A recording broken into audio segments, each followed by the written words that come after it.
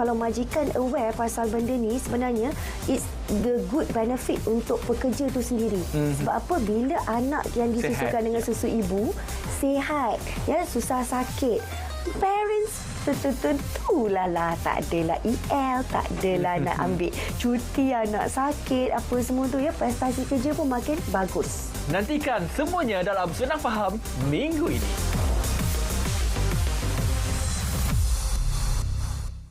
Assalamualaikum, bertemu kembali dalam Senang Faham. Banyak topik dah kita bincangkan sepanjang kita bersiaran ni, dan hari ini paling saya rasa seronok sekali.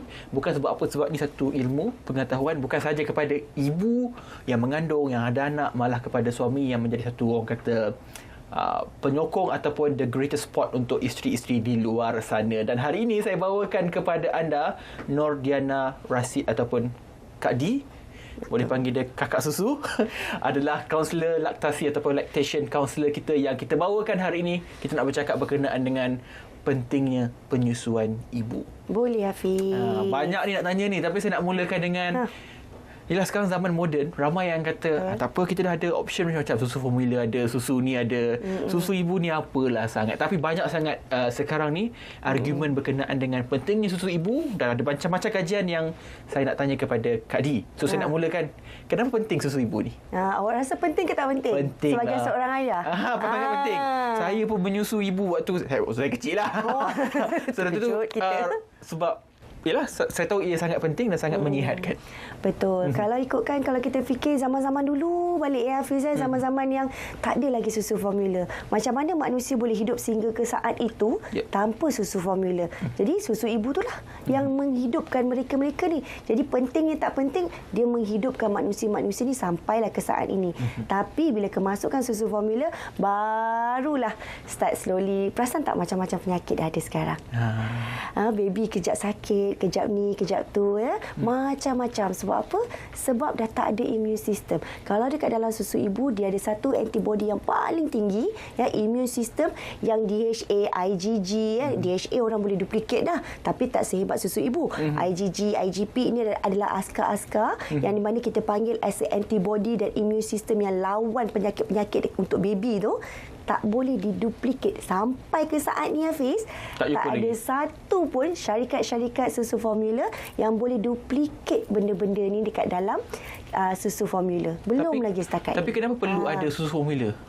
Kalau dah tahu dia tak bagus kan? Itu kan kita nak cakap nanti jadi kontroversi, Hafiz. Itu adalah agenda-agenda perniagaan yang kita boleh tahu, yang memang kita dah biasa dengar.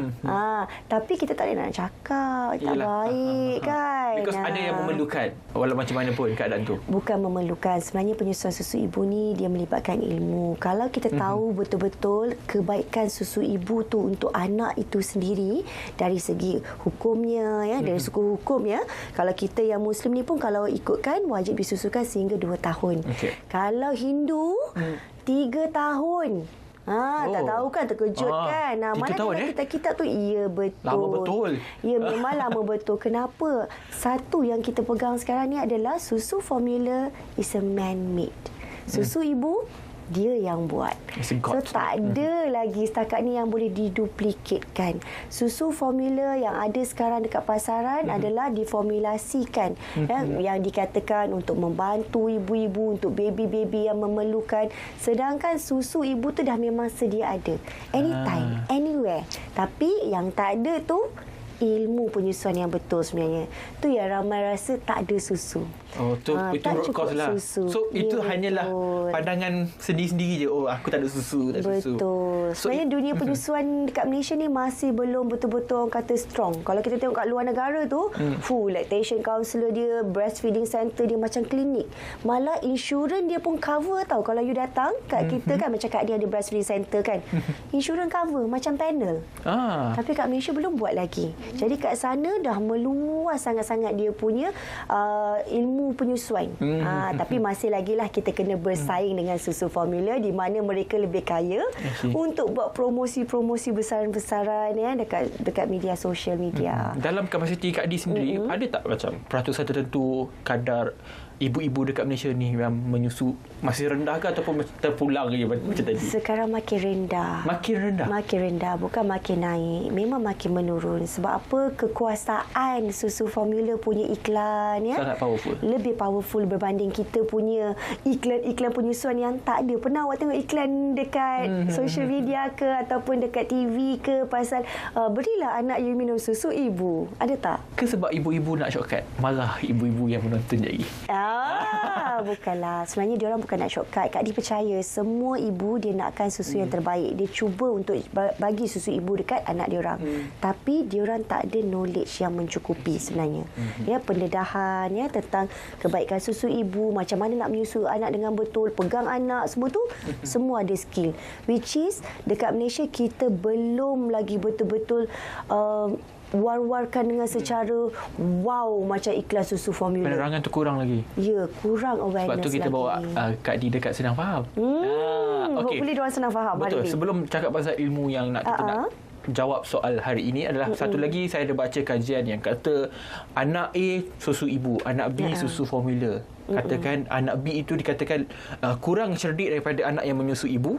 Anak B ni lebih mudah dapat penyakit daripada anak yang A tadi. Betul atau tidak kajian itu sebenarnya? Betul. Itu adalah fakta sebenarnya. Sebab kalau you buat check mana-mana research ataupun finding yang ada dekat mana-mana internet pun you senang nak dapat finding tu pun memang dah ada research di mana IQ ya anak yang menyusu dengan susu ibu ni lebih tinggi. Satu.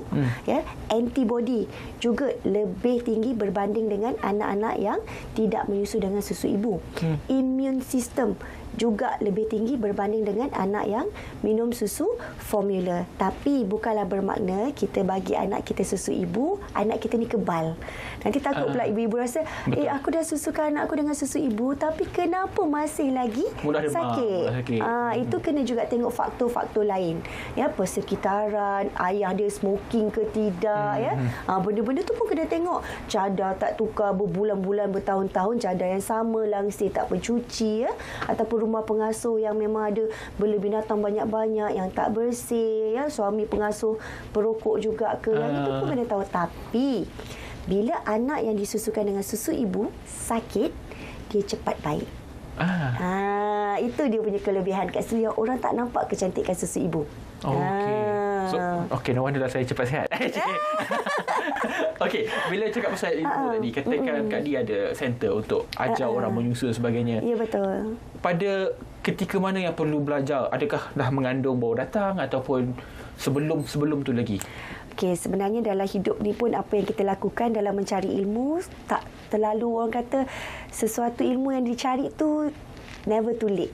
Ya, tak kisah. Tapi kalau untuk dalam penyusuan, sebaik-baiknya kalau you dah tahu dah ada kelas penyusuan, masuklah sebelum you bersalin. Ya, masuk masa you tengah pregnant. Ataupun sebelum tu pun ada student-student kita ya yang belum mengandung lagi pun masuk sebab nak cari ilmu penyusuan. Dia nak prepare dulu siap-siap. Ibu-ibu macam ni kan, wah bagus, dia dah tahu dah, dia dah sedar dah, dia kena cari ilmu dulu. Selain ilmu ni, katanya stres juga punca kepada tak ada susu ni.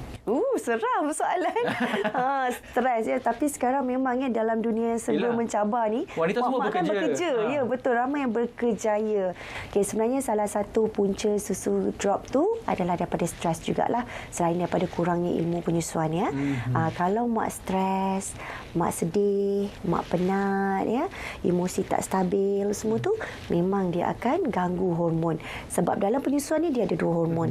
Hormon oksitosin dan hormon prolaktin. Oksitosin ni adalah hormon yang merembeskan susu keluar, hormon kasih sayang. Ya, lagi mak tu dalam keadaan tenang, happy, gembira, susu akan terhasil dan keluar dengan lancar. Hormon prolaktin ni adalah hormon yang menghasilkan susu. Ya, tapi kalau kata mak tu sedih, stres ya, semua tu dia mengganggu hormon oksitosin. Dia tak dapat dicetuskan dengan baik. Jadi suami-suami kat luar sana ya, majikan-majikan jangan stress out ibu-ibu yang menyusu ni. Suami lagi memainkan peranan yang sangat-sangat penting. Jangan bagi mak stres. Sebab tu ada setengah negara luar cuti bersalin tu lama Betul. 6-7 bulan. Cuti bersalin dan cuti breastfeeding. We should look forward into it. Yes, kalau lah Malaysia boleh lakukan semua itu, bahagia ibu-ibu di Malaysia. Betul. Kuranglah ya kadar-kadar anak-anak kecil ni yang berpenyakit. Okey, sebab ni long term effect dia lah kan. Betul. Kalau you nak tahu, kalau majikan aware pasal benda ni, sebenarnya it's the good benefit untuk pekerja tu sendiri. Sebab apa? Bila anak yang disusukan dengan susu ibu sihat, ya, susah sakit, parents tentulah tak adalah EL, tak adalah nak ambil cuti anak sakit, apa semua tu, ya, prestasi kerja pun makin bagus. Tak perasan kan benda tu? Okey, majikan kena tahu ni. Betul. Okey, sebab saya nak kompreskan semua dalam waktu yang singkat ini. Satu lagi, ada kata, tak tahulah ini mitos atau kenyataan, kalau menyusu badan akan memudahkan para ibu untuk kurangkan berat badan. Okey, itu adalah fakta. Sebab sekali you susukan anak you, 500 kalori yang dibakar. Itu sekali. Jadi you bayangkan kalau sehari you menyusukan anak you 12 kali. Kali dengan 500, berapa banyak kalori yang dibakar.